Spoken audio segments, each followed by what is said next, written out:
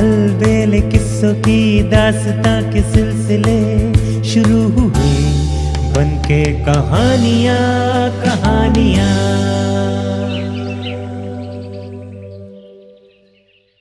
आइए सुनते हैं आज की कहानी साग के सवा लाख। सेठानों का गांव रामगढ़ का शेखावटी से शुरू से ही बड़ा रुतबा रहा है। इसी नगर में एक सेठ है पन्नालाल। जैसा नाम वैसा काम। सेठ जी की एक हीरे मोती पन्ना जवाहरात के साथ साथ सोने चांदी के गहनों की भी एक भरी पूरी दुकान थी। रोजाना सोने की हजारों गिन्नियों में लेन देन होता था। गांव के हर छोटे बड़े आदमी से लेकर राज परिवार के सभी लोग सेठ जी की दुकान से ही आभूषण खरीदते थे। बात ही कुछ ऐसी थी, वे अपने नाम के अनुरूप ही कार्य व्यवहार में भी बहुत ईमानदार और साफ सुथरे आदमी थे। धोखा देना, बेईमानी करना, चोरी चकारी करना, इन सब से उनको सख्त नफरत थी। एक दिन दूर के किसी गांव से सेठ जी का एक रिश्तेदार शहर आया। उनके रिश्तेदार नाम के अनुरूप ही गरीब थे। सभी लोग उनको गरीब दास कहकर ही बुलाते थे। दिवाली से पहले धनतेरस का दिन था। धनतेरस को सभी लोग कुछ न कुछ खरीदते हैं। कहते हैं कि लक्ष्मी माता की प्रसन्नता के लिए सोने चांदी की छोटी बड़ी कोई भी वस्तु जरूर खरीदनी चाहिए। गरीबदास अपने घर से चला तो उसने भी रास्ते की एक छोटी सी दुकान से सोने की गिन्नी खरीद ली। आगे बढ़ा तो नगर सेठ पन्नालाल की दुकान आ गई। गरीबदास सेठ जी से मिलने के लिए दुकान में आ गया।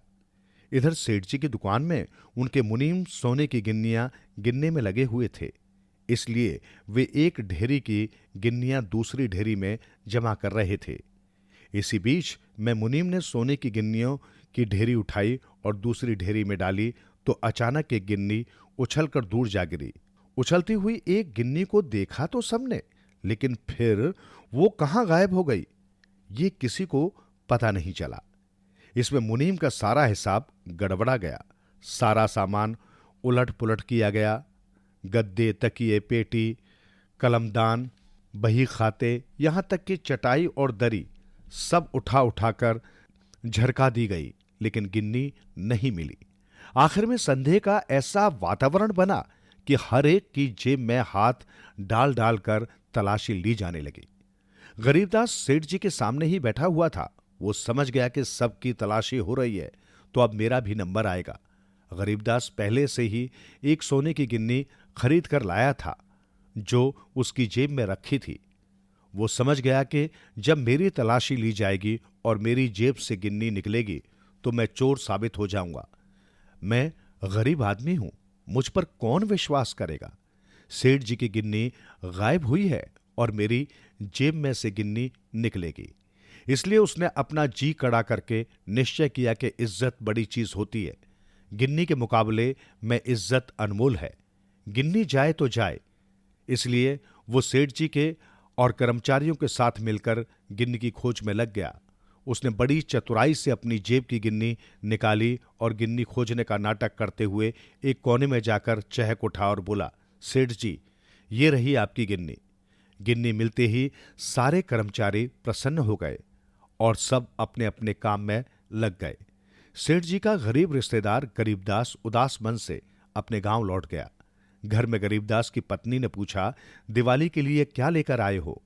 गरीबदास ने फीकी मुस्कुराहट के साथ कहा, इस बार भगवती महालक्ष्मी ने हमें इज्जत का बहुत बड़ा उपहार भेजा है, जिसके सामने सोने चांदी की सारी चमक फीकी होती है। पत्नी को कुछ समझ में नहीं आया। हां, वो इतना जरूर समझ गई कि उसके पति बहुत समझदार हैं और जरूर कोई अनमोल वस्तु लेकर आए हैं जिसे वो समय आने पर ही दिखाएंगे। उधर दिवाली का दिन आया। सेठ जी की दुकान में भी खूब सजावट हुई। चारों तरफ खूब दीपक जले, रोशनी का भारी बंदोबस्त हुआ। सेठ जी सारी तैयारियां करने के बाद अपने मुनीम और कर्मचारियों के साथ लक्ष्मी पूजन के लिए अपनी गद्दी पर आकर बैठ गए। पूजा करने के लिए पंडित जी भी तैयार थे। सेठ जी ने परंपरागत पद्धति के अनुसार अपनी दुकान में माल भर काम आने के लिए स्याही का घोट कर सुखाने का काम शुरू कर दिया। घोटने वाली स्याही में गोंद, गुड़, जूट, काला रंग और भी बहुत सारी चीजें मिलाकर उसे तैयार किया जाता था। तैयार करने के बाद स्याही को फैलाकर सुखा दिया जाता था। सेठ जी की दुकान में कई बर्तनों में ये स्याही सुखाई गई थी। पूजन आरंभ हुआ। पूजन आरंभ होने के बाद पंडित जी ने सेठ जी से कहा, अब आप कलम और दवात उठाइए, अब हम उनकी पूजा करेंगे।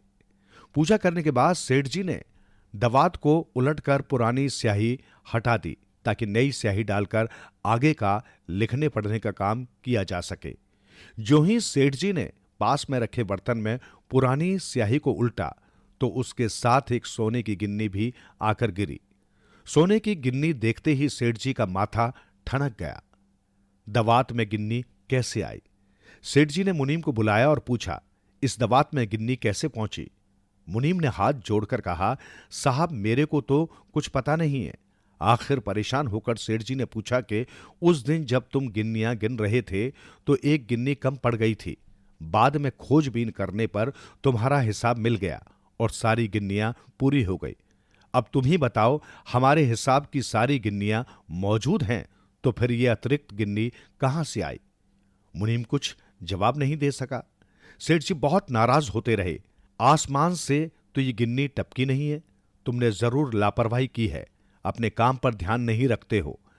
अब जब तक इस गिन्नी का पता नहीं चलेगा कि ये कहां से है, तब तक आगे कोई काम नहीं होगा। सेठ जी के कर्मचारी भी जानते थे कि जब तक समस्या का समाधान नहीं होगा, सेठ जी शांत होकर बैठने वाले नहीं हैं। मुनीम और सारे कर्मचारी अपनी अपनी बुद्धि लगाने लगे। किसी ने कहा कोई ग्राहक आया होगा जो भूल से छोड़ गया। कोई बोला पहले कभी हिसाब किताब में चूक हुई होगी और वही पुरानी गिन्नी होगी। तभी सेठ जी का मुनीम बोला, कुछ दिन पहले सेठ जी का एक गरीब रिश्तेदार आया था, हो सकता है ये गिन्नी उसी की हो। इतना सुनते ही सेठ जी के कान खड़े हो गए। उन्होंने उस गिन्नी को हाथ में लेकर जेब में रखी और एक पोटली में 100 गिन्नियां और बांधकर अलग से रखी। वे तत्काल अपने कर्मचारियों के साथ गरीबदास के घर जा पहुंचे। सेठ जी को अचानक अपने सामने आया देखकर गरीबदास भौचक्का रह गया। वो मन ही मन सोच रहा था कि अब ये नई मुसीबत क्या आ गई।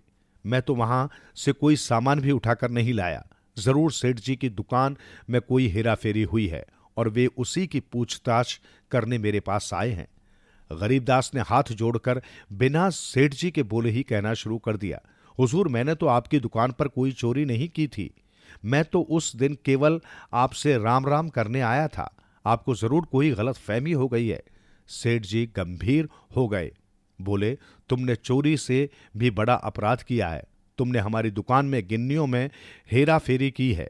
मेरे साथ चलो, मैं तुम्हें राजा के सामने पेश करूंगा और तुम्हें इसकी कड़ी से कड़ी सजा मिलेगी।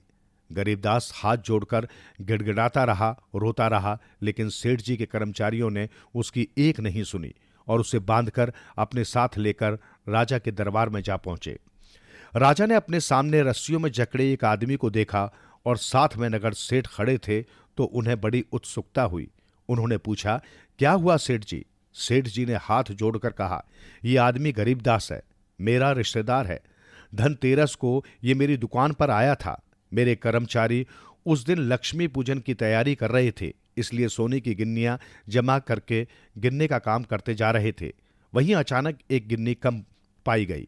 हम सब ने मिलकर गिन्नी को तलाशा, लेकिन वो नहीं मिली। बाद में गरीबदास भी उस खोजबीन में शामिल हुआ और थोड़ी देर में वो सोने की गिन्नी इसने मुनीम को पकड़ाते हुए कहा, मुनीम जी संभाल लीजिए अपनी गिन्नी। लेकिन हुजूर, गरीबदास ने जो गिन्नी हमें दी थी वो गिन्नी हमारी नहीं थी। हमारी गिन्नी तो आज दवात में पड़ी मिल गई। मैं पूछना चाहता हूं कि गरीबदास ने गरीब होते हुए भी वो गिन्नी हमारे कर्मचारियों को क्यों दी? उसने अपनी झूठी ईमानदारी का परिचय देकर हमारी साख को बट्टा लगा दिया है। राजा ने सेठ जी को अपने नजदीक बुलाया और पूछा, वो गिन्नी कहाँ है जो गरीबदास ने दी थी? सेठ जी ने वो गिन्नी निकाली और राजा की हथेली पर रख दी। राजा ने पूछा, तुम और गिन्नियां भी लेकर आए हो ताकि मैं मिलान करके देख सकूं। सेठ जी ने झट से वो 100 गिन्नियों की थैली बाहर निकाली और राजा के सामने रख दी। राजा ने पहले गरीबदास की गिन्नी हाथ में ली और उसे गौर से देखा। फिर उसने गरीबदास की गिन्नी उठाई और सेठ की गिन्नियों में मिला दी। फिर सेठ जी के सामने ही गरीबदास को बुलाकर राजा ने कहा, तुम अपनी गिन्नी पहचान सकते हो? गरीबदास ने सुविकृति में गर्दन हिला दी। राजा ने गिन्नियों का ढेर उसके सामने रख दिया। थोड़ी देर की कोशिश के बाद गरीबदास ने अपनी गिन्नी पहचान ली और ढेरी में से उठाकर राजा की हथेली पर रख दी। राजा ने पूछा, गरीबदास, सच सच बताओ, तुमने अपनी गिन्नी कैसे पहचानी? वो हाथ जोड़कर बोला, हुजूर, मेरी गिन्नी वजन में बहुत हल्की और कुछ छोटी है, जबकि सेठ जी की सभी गिन्नियां भारी और बड़ी हैं, इसलिए इसे मैं आसानी से पहचान गया। राजा गरीबदास की ईमानदारी से बहुत प्रभावित हुआ। उसने कहा, सेठ जी, आपका ये रिश्तेदार आपके लिए तो गौरव की बात होनी चाहिए। हमारे नगर और राज्य के लिए भी ये बहुत बड़ी बात है। ये आदमी गरीब होते हुए भी अपनी ईमानदारी से नहीं डिगा। उस दिन जब तुम्हारी दुकान पर एक गिन्नी कम पड़ी तो खुद पर आरोप लगने के डर से इसने अपनी गिन्नी आपके मुनीम को दे दी, जबकि गिन्नी वहीं दुकान में ही पड़ी हुई थी, जैसा कि तुम बता चुके हो। फिर आज दोबारा जब इसकी परीक्षा ली गई तो इसने ईमानदारी का परिचय देते हुए आज भी अपनी कम वजन की गिन्नी ही उठाई। साफ है कि गरीबदास के लिए अपनी इज्जत और अपनी साख बहुत बड़ी चीज है।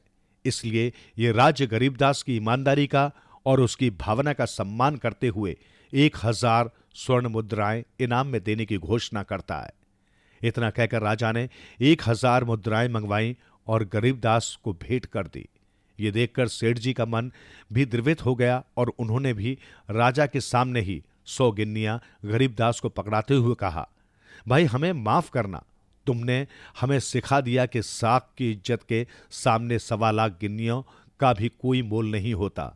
इतना ही नहीं, सेठ जी ने गरीबदास को अपनी दुकान पर प्रधान मुनीम भी नियुक्त कर लिया।